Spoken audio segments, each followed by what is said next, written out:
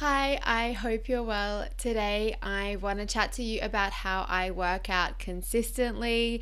This is something I used to struggle with so much. I used to be absolutely all or nothing.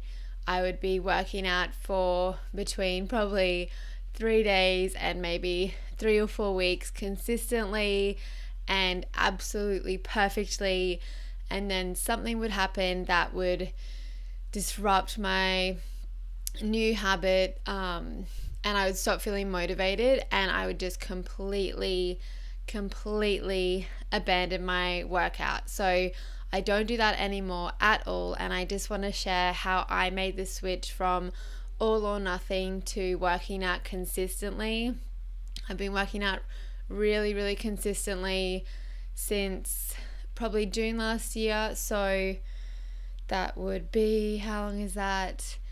10 months maybe? Actually, nearly a year. It's May. So that's what I'm going to talk about today. I have my tea. My voice is a little bit husky because it is 6:32 a.m., but I really wanted to film this today, so that's why it is so early. And I was going to say something else. Oh yeah, if you don't already know, I don't edit these videos for two reasons. One, I want it to feel like we were actually chatting. And two, I struggle with perfectionism still a bit. And I know that if I let myself, I would over edit and I would find any excuse I could to delay putting this out because I'm a normal person and I have like fear that no one will like this and all of that kind of thing. So that's why I don't let myself edit them, but I really enjoy them unedited and I don't think it takes anything away from them. So yeah, please let me know if you like the videos unedited like this. So with working out, let me just have a sip of my tea. It's Earl Grey tea, which is my favorite.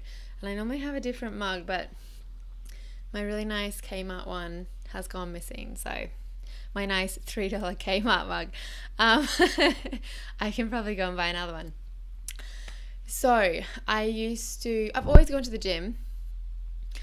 And since about high school, in year 11, I started going to the gym with Nikki, my friend, and we would go after school. And I've been a gym person. Like, I've always had a gym membership since then. I've gone to lots of different gyms. I never sign up for the annual deal or whatever. I always sign up month to month if I can get it, because I moved around a bit and I just don't want to commit because I just see so many people fall into that gym membership trap.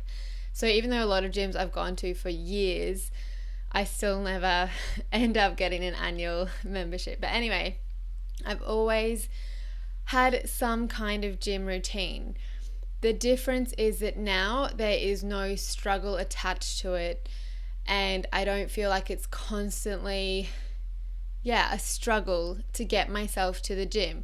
Whereas before, I've done all different kinds of workouts before. I had a Bikram yoga phase. Not a phase. I still love Bikram yoga. I did it very consistently for about 2 years. I also did Kayla Itsines' Bikini Body Guide. I'm pretty sure that's how you pronounce her name. I don't know. And what else have I done? Just all different kinds of combos of cardio and high intensity. I do love a good hard workout. Like, I don't like going to the gym and not leaving without some sweat on me. So I've always leaned towards the harder, more intense workouts, but I've tried everything. And when I used to do it, I could never stick to something consistently for more than a month. With Kayla Itsines' Bikini Body Guide, I think I tried it 4 or 5 times before I could actually finish the whole thing. And each time I got stuck at the 4-week mark. So I did week 1, 2, 3, 4 perfectly. And then when I got to week 5, I just abandoned it every time except the final time that I actually managed to get over that hump. I think with that it was because week 5 you change the workouts you're doing, so it gets slightly harder, though the first 4 weeks are still very, very hard. And so it gets harder, and then my expectations were growing. So by that 5-week mark, I was expecting to have some complete body transformation like I'd seen on Instagram, and I hadn't got it. So I was like, oh God, it's not working, and I'm putting in all this effort and it's not worth the effort because I haven't got the result. And I really was attached to the only reason go to the gym is to get a certain result. And I know that makes total sense, but when I changed my approach to making the process the goal, that is when I could stay consistent. So previously, I had always been going to the gym and everything, but constantly checking in, is this working? Is this worth it? All the time. Like the first week, not really, but after that, these expectations started to creep in about the results that I should be getting. And if I wasn't getting them, I was getting extremely disheartened. And of course, as well, your motivation wears off. So when you start a new workout, you feel really excited. You actually can't even imagine that you'll never feel that there'll be a time when you no longer feel excited, because you're like, this is it, I'm going to change my life, I'm going to feel so good, I'm definitely going to stick to this. You know, you might go and buy some new workout clothes, you write up a little plan. I love planning and all of that kind of thing. And then you hit that point where you haven't got any motivation, but you also haven't got results. And that is the really difficult part to get past. And it's when most people quit. So they only end up staying in that beginning stage, which is where I was stuck for years. And I was constantly struggling, but never getting results because I could never make it past the bit where you didn't have motivation or results. I'd always abandon my habit then. And then obviously I never got results because I'd give it a few weeks, I'd wait to feel motivated again, and then I'd restart. So what I do now, and I have done since June, is that I have made the process the result. So instead of thinking, is this working? I'm not getting the result that I want. It is, the result I want is to go to the gym. Like, let me, this is hard to explain because most people are so results orientated, especially perfectionists. We judge everything by the result and we think something's a waste of time if we don't get a result. And I just changed to the thinking where the process is the goal. And if you focus on the process, you get to the goal so much more easily by moving my focus away from results.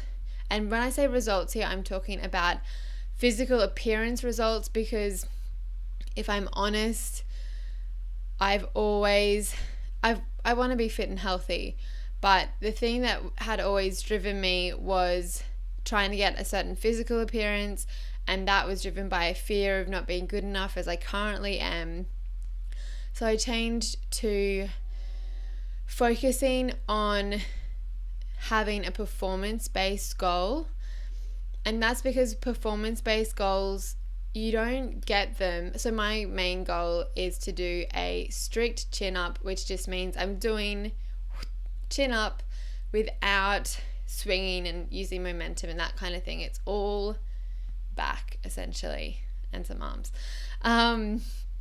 So that, having that focus on my performance slash like physicality instead of the appearance, like, you know, that we all know that you have to put consistent effort in to achieve a strength goal. So I don't find myself going, is it working, is it working, is it working, because I know that hard work and consistency is required to achieve that goal. The same is also true of physical appearance goals, but the media and Instagram have really warped our expectations around those kinds of goals. And there are so many photos of people who have 2-week transformations and 4-week transformations that if we don't get our results so quickly, we feel like they're not coming, and we just completely abandon it because we're so attached to getting that certain result, and we don't have any other purpose or can't find any other meaning in it than getting that particular result, and we get disheartened so easily because of it. But when I changed to focusing on strength goals and to rewarding myself for showing up each day, so one way that I do this, like, don't reward yourself with food and don't reward yourself with rest. I feel like they're very you're working against yourself when you reward yourself with food or with rest.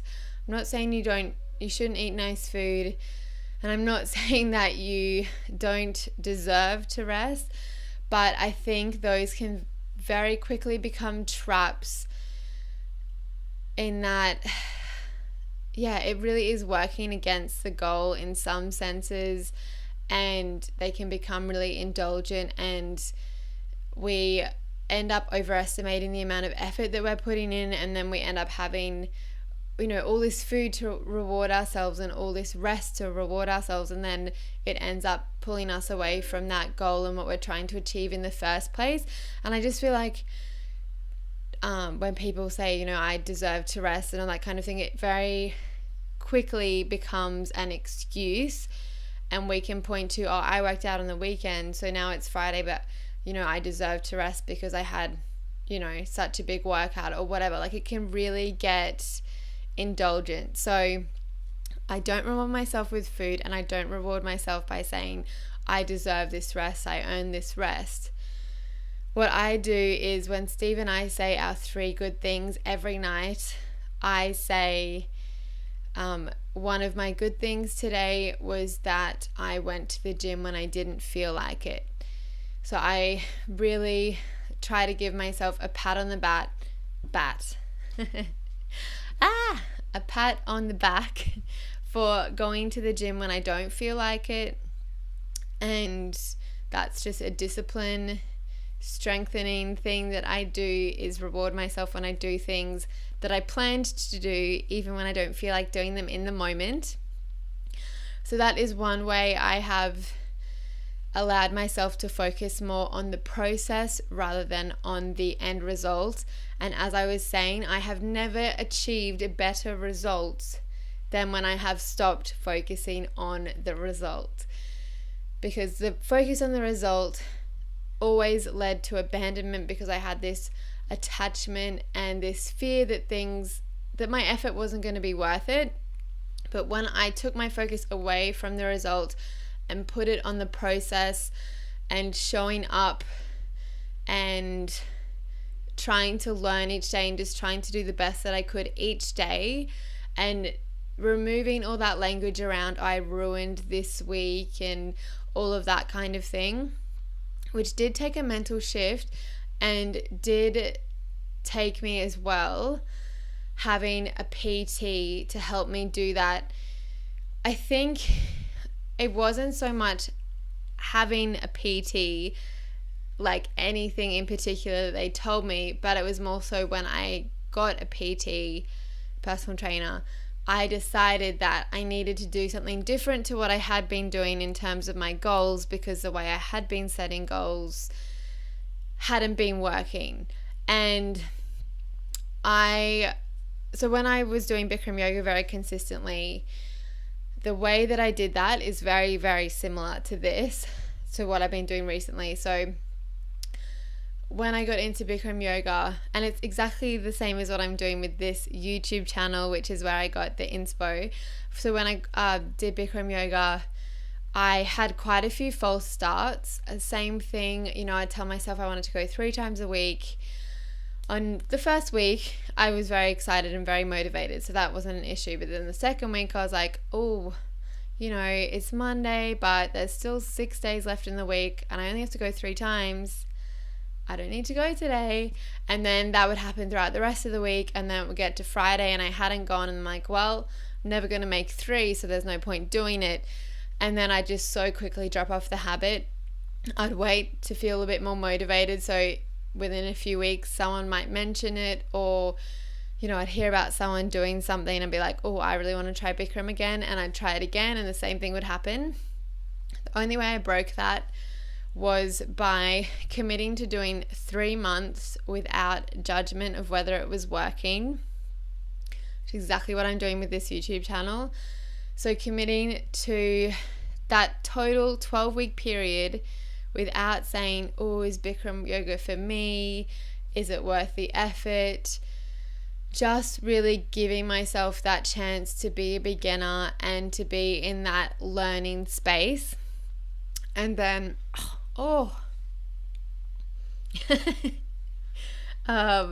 and then the other thing I did was, instead of trying to go 3 times a week, I tried to go 6 times a week. And I know that's so counterintuitive, that if you're struggling to go 3 times a week, you'd say, okay, well, to overcome that, I'm going to double the amount of times I go.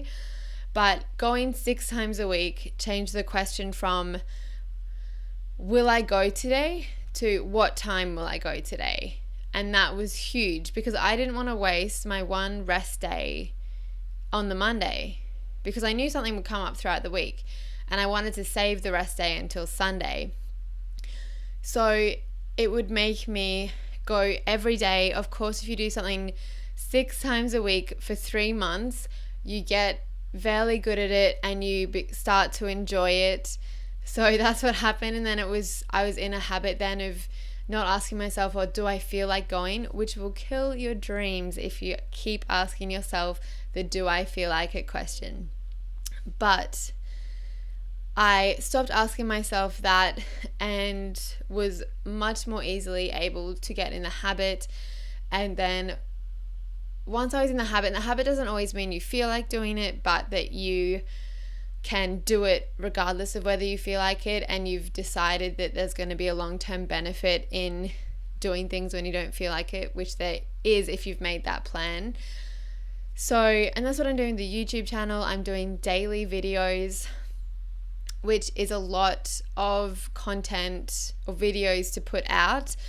But I know that if I say I only have 3 a week or only 1 a week, which either of them are like acceptable amounts to put out per week, it would just allow, it'd be much more easy for me to wiggle out of it. And when you're doing anything like this, and the same with working out, self-doubt and fear come up. And if we give ourselves too much wiggle room, we're so good at wiggling out of things that we will. So that's why I am doing 3 months of daily videos. That's why I did 3 months of going to yoga 6 times a week. I didn't make that daily because something always comes up. And that's one other thing that can throw us off if we're not careful, the whole life gets in the way thing. Life will get in the way regardless of what you do. So if you have strategies, like you can either give yourself a grace day if something comes up, and you can just say, okay, this is just a grace day for me, and have that as a way to not feel like you've ruined your habit, because this feeling of ruining things can often throw perfectionists off quite a bit, because we think it's only worth doing if it's done perfectly, which is definitely not the case in reality, but we have that mindset. So you can either give yourself a grace day, or you can have, like what I did, 6 times a week. The reason that I'm doing these videos daily is because I don't have to set up and film every day. I can film quite a few together. And yeah, but with Bikram yoga, you're not going to do 6 classes in a day. So it was 1 per day. A few times I did a double, and I actually did a triple 3 classes in a day. If you haven't done Bikram yoga, it's a 90-minute class, and it's in 38 degrees Celsius heat, like humid heat. Don't know what that is in Fahrenheit. It's very hot, very uncomfortable, and people beg to leave the room. So I did 3 classes as a charity event, which was actually really good, because yeah, you just feel like so zen after doing 4.5 hours of stretching and sweating. So yeah, that is how I work out consistently. I focus on showing up and really, like, you set that goal that you want to achieve. So I'm not saying don't set any goals, even if you have appearance goals. I'm not saying don't have them, but if you're constantly asking yourself, is this worth it? Is it working? It's much more likely that you're going to abandon that habit if you are a perfectionist and you have that all or nothing mindset.